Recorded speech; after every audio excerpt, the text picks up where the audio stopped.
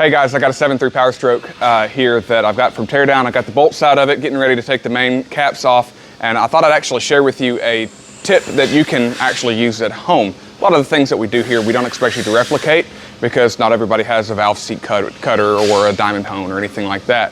So the end goal is I want to measure these main bores, the journals for the main caps. And what I'm doing is I'm trying to make sure everything's nice and clean and we've got the right amount of clamping force. Obviously the crankshaft isn't in here because we've got to measure the bores, but what we want to do is replicate the environment in which the crankshaft will be in there and the amount of pressure that's going to be on the engine on these caps. And so what I'm going to do is I've already got the bolts out. I'm going to make sure the bolts are clean. And I'm going to make sure that the mating surfaces between the main cap and the actual engine block, make sure those are clean and free from debris. And the reason for that is it's easy to take the mentality of, well, I torqued it down and so it's good.